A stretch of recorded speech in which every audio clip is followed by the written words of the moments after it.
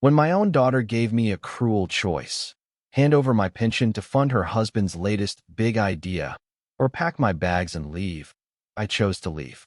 But I didn't walk away quietly. I left her an empty house, a folded note on the table, and a lesson she'd never forget. She thought she was cutting off a burden. What she didn't know was that she'd just walked away future. What happened next was rather unforgettable. I will tell you everything. First, let me thank you for your continuous support.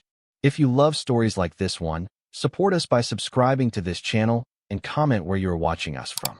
It will be great to hear from you. Now let's jump into the details of what happened. I had imagined my retirement going a lot differently than it did.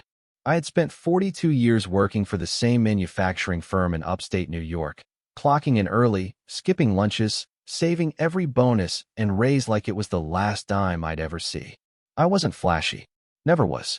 While my coworkers bought jet skis and took European cruises, I clipped coupons and packed leftovers.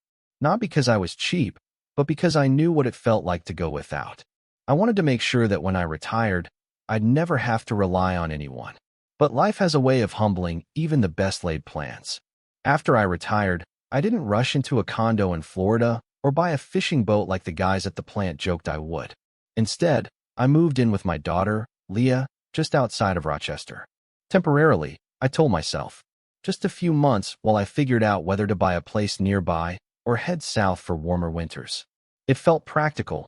She had space. I could help with errands, maybe even fix the fence that had been falling apart in her backyard for 2 years.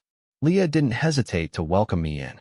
She was always my girl, the kind of daughter who called every Sunday and sent me socks for Christmas because she knew I wouldn't buy them myself. We were close.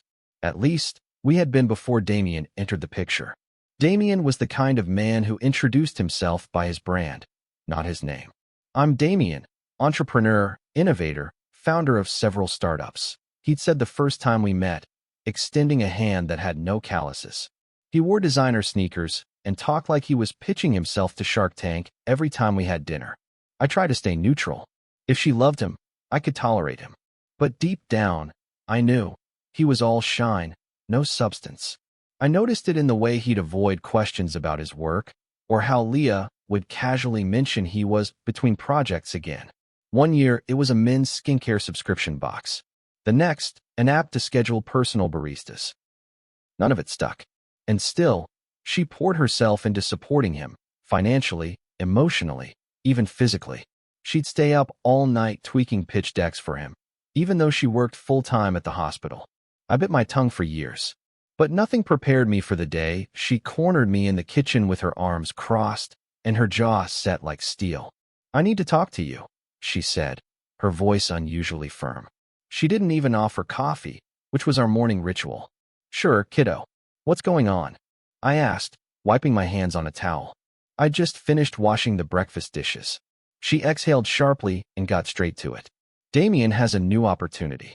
A tech incubator in Austin wants to partner on a sustainable food delivery platform. They just need $240,000 in startup capital. I blinked. Okay, and I told him we had it. That silence, it stretched between us like a chasm. I don't understand, Leah. She swallowed, then met my eyes. Your pension. You said it's just sitting there. You're not even using most of it. You've always said you saved for your family. Well, we're your family. I could feel my chest tighten, but I kept my voice calm. Leah, that money is for my future. My security. She didn't flinch. You can stay here. You won't need much. And if Damien's startup takes off, you'll be more than repaid. The audacity knocked the air out of me. I looked at her, really looked at her, and for the first time, I saw a stranger in my daughter's eyes. Entitlement. Expectation. Not the gratitude I'd hoped for. Not the love I'd earned. So what are you saying? I asked slowly. Her reply was ice cold. I'm saying you can either help us, or you'll have to find somewhere else to stay. I stood frozen in the middle of the kitchen. This house I helped her buy. This family I helped build. And now, I was being given options, as if I were a burden. I nodded once. Just once. That night, while they slept, I packed everything I owned into 2 suitcases and carried them to the car. I didn't cry. I didn't even hesitate. I left a single sheet of paper on the coffee table. It said, "Thank you for your contribution to the future. Consider this your first lesson in investments. Sometimes, the loss is the lesson.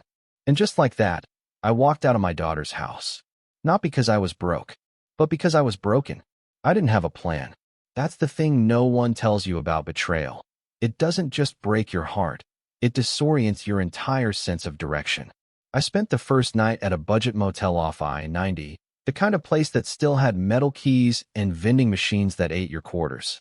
I stared at the ceiling for hours, trying to piece together when exactly Leah started seeing me as an obstacle instead of a father. The next morning, I sat on the edge of the bed, the sunrise spilling through the cheap blinds, and thought about all the sacrifices I'd made. Leah had no idea. When her mother died, I was only 36. I could have remarried, started over, but I didn't. I poured everything into raising her, protecting her, preparing her. Every scraped knee, every missed recital I made up for tenfold. When she got into college, I cashed out my vacation savings just so she wouldn't take on loans. She thought the scholarship covered everything. It didn't. I just let her believe it. And now, that same girl had looked me in the eye and offered me a choice: fund her husband's pipe dream or be homeless. I drove around town aimlessly that day, then called Leon. We'd worked together at the plant for over 2 decades. He was the kind of man who didn't ask questions, just offered his spare bedroom and said, "Come by whenever you're ready." That's where I went. And that's where I stayed for the next week, lying low while my phone blew up with Leah's missed calls and Damien's texts that started polite and turned nasty real quick. "Where the hell did you go?" Leah's in a panic. "You left without saying goodbye." Real mature, old man. This is why nobody takes you seriously. I didn't respond. Not once. But on the 4th day, I did something that would change everything. I drove to my lawyer's office and asked him to pull up the paperwork for my accounts. My pension, my savings, everything. You see, what Leah didn't know, what no one knew, was that the pension was just a sliver of the pie. Years ago, a friend at the plant told me about a small biotech company looking for private investors. I took a risk. Quietly. Just a few thousand at first. Then more. That company was later acquired by a pharmaceutical giant, and overnight, my modest savings exploded. I didn't touch the money. I kept living on my salary and filed the windfall away like a secret I didn't even fully believe. $11.3 million. That was the balance the day I walked out of her house. I sat in that stiff leather chair across from my attorney and said the words slowly, deliberately. "I want my daughter listed as next of kin, sole inheritor, but I want to make a charitable donation in her name before any of it can touch her hands." He raised an eyebrow. "That's Eleanor about the donation." She burst into tears. I don't know what to say," she whispered, hands trembling. "In Leah's name?" "Yes," I said, steady. "In her name. But she's not. She's the reason I'm doing this." That night, back at Leon's place, I watched Leah's social media light up. The orphanage had posted a thank you message, complete with a photo of the children holding a giant handmade banner. "Thank you, Leah." Comments poured in. Friends, co-workers, strangers. Incredible generosity. "Didn't know you were involved in philanthropy. Bless you and your husband." The silence that followed was glorious. The next morning, my phone rang. I ignored it. Then it rang again. And again. Finally, I let it go to voicemail. She left one message, just one. Her voice cracked somewhere between confusion and fury. "Dad, what the hell did you do? Call me back. Now." I didn't. Because sometimes silence is the loudest truth of all. The morning after the donation hit the news, I took a walk through Leon's neighborhood. The air had a bite to it. October had arrived, bringing with it that unmistakable tension between summer's memory and winter's promise. I walked slowly, hands in pockets, passing pumpkin displays on porches, rust-colored leaves swirling around my shoes. It was the kind of morning that made you nostalgic for things you hadn't lost yet.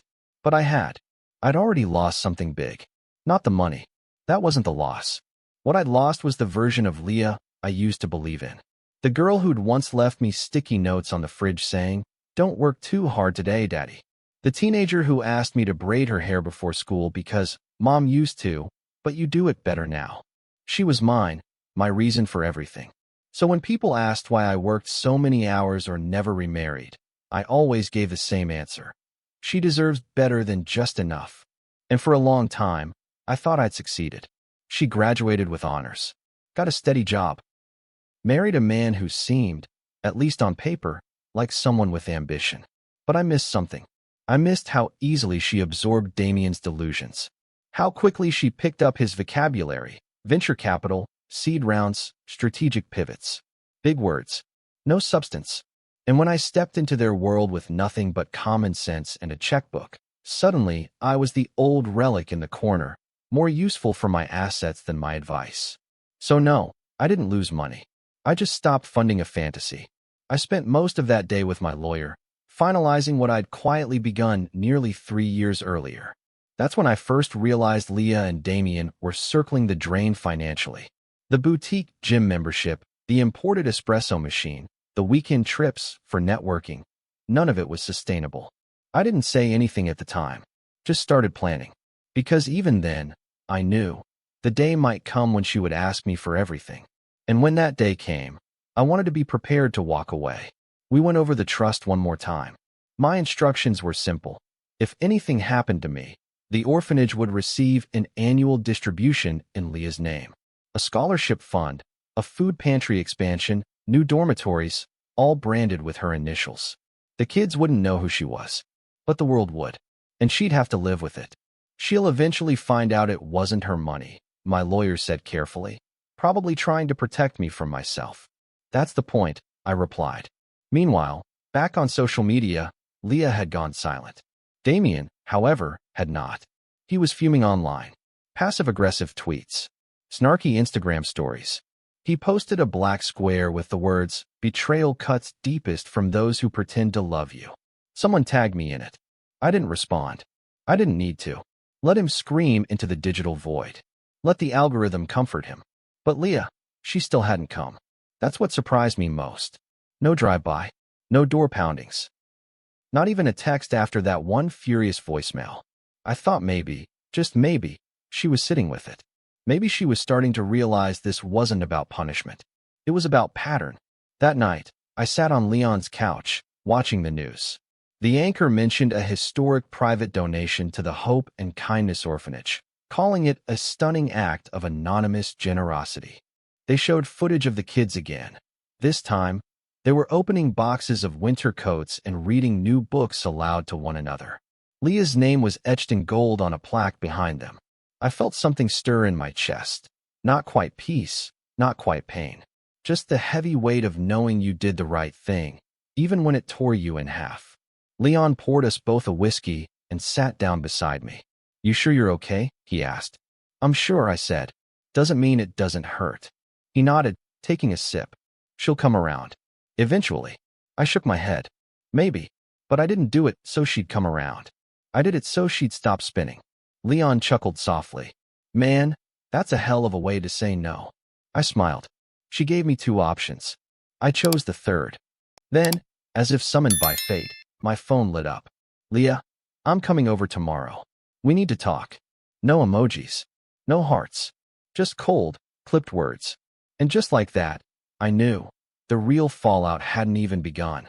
The next morning felt heavier than most.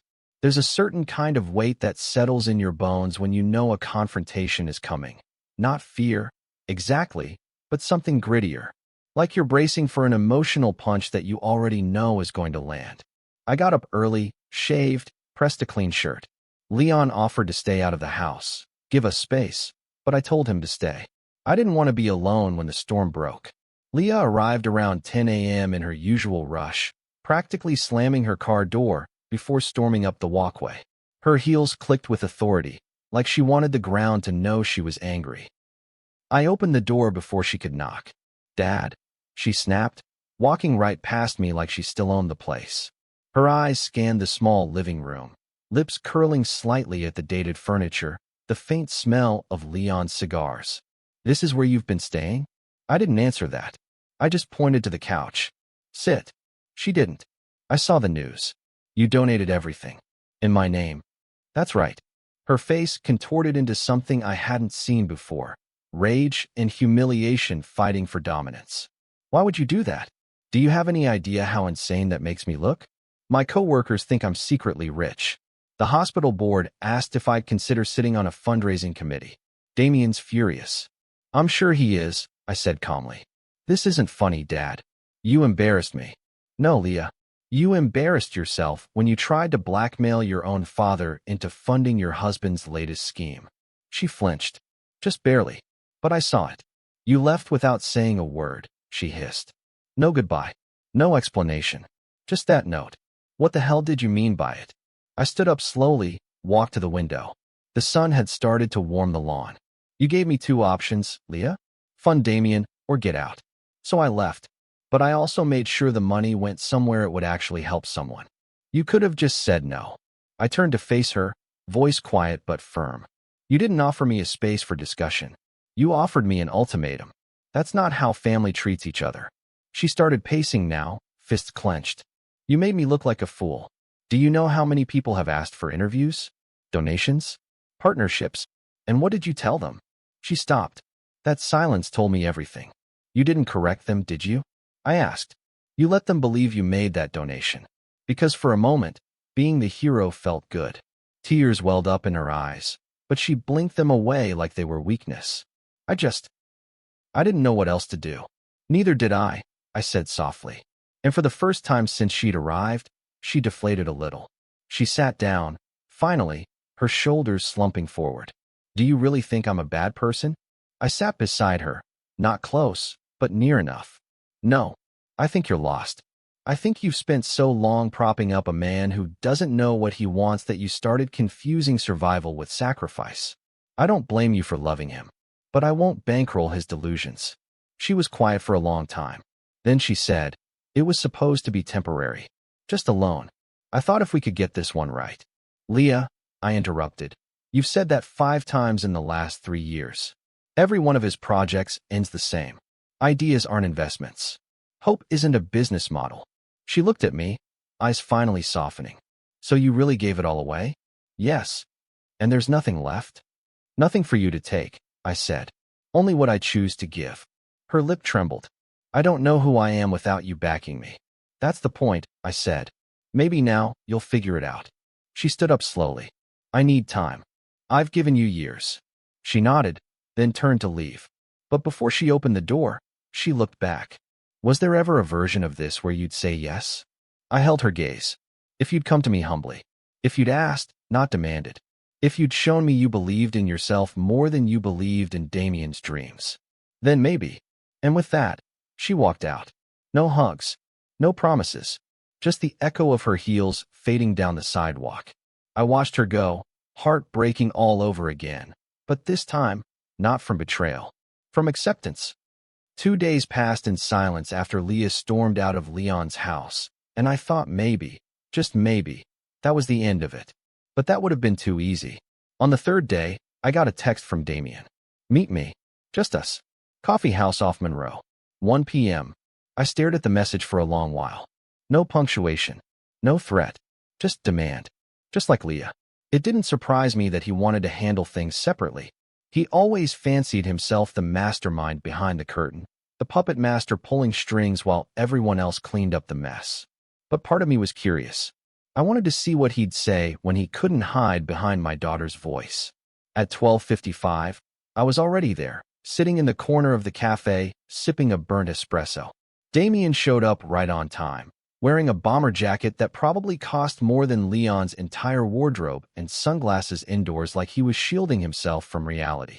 He sat down across from me and wasted no time.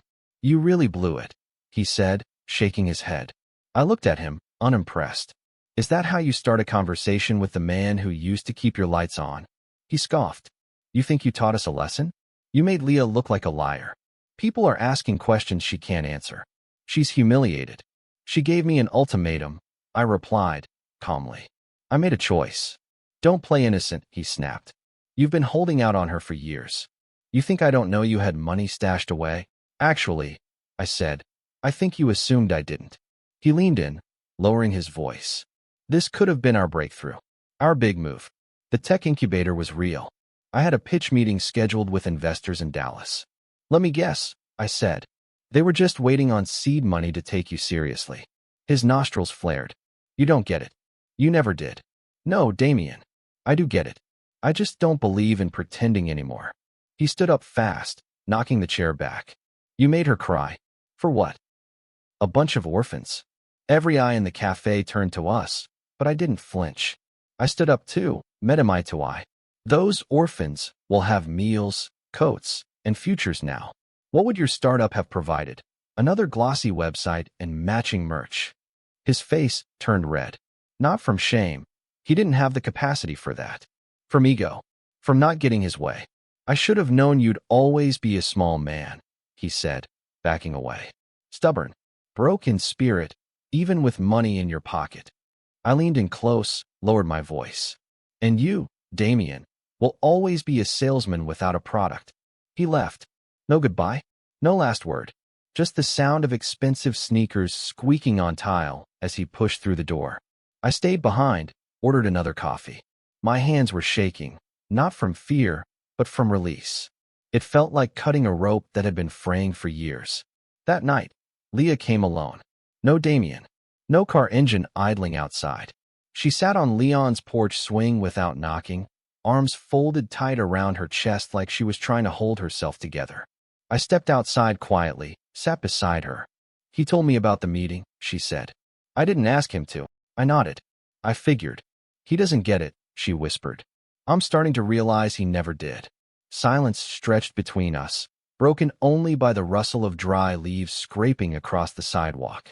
She turned to me, eyes glassy. Was I really that blind? I hesitated, then answered honestly.